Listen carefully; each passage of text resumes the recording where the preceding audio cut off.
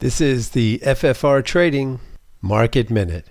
This is a daily candlestick chart of the SPY, the ETF for the S&P 500. And on Friday last week, this is where we closed. And my analysis last week, you see I left the lines on the chart here. I felt we get a couple of days of rally into this resistance area, which is what we got. Market closed right at the resistance. And then that we would roll over and test the 20-period moving average here. And as long as the RSI hadn't exceeded this previous high, which it didn't, we would get that rollover. Then on Thursday, the CPI report came out and it came in.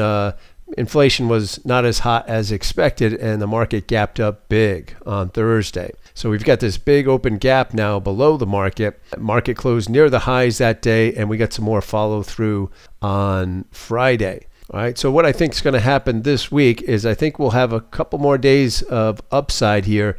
Maybe we're going to fill this gap back here, and I'll just draw the line here on a gap fill that coincides with the 200 daily 200 period moving average here.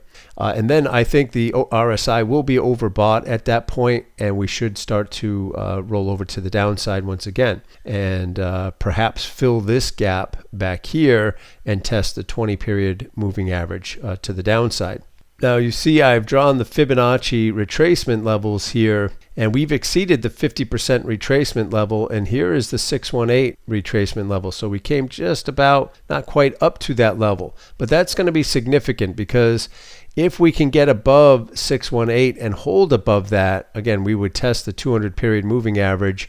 I expect that we'll get resistance there and the market will come back down. But if we can remain above that 618, then we may then end up testing the highs of this, this down leg here. All right, but we'll just take one step at a time here. So for this week, we'll see if we can get that rally. We may get a couple of days of upside, maybe early in the week before the market begins to roll over, possibly testing the 200 period moving average as resistance, filling this prior gap here, and then we'll see if we roll back over to the downside as the RSI gets overbought at that point.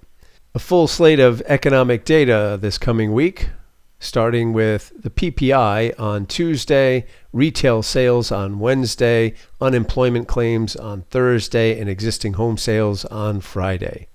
Have a great trading week, and we'll see you all next week. This has been the FFR Trading Market Minute.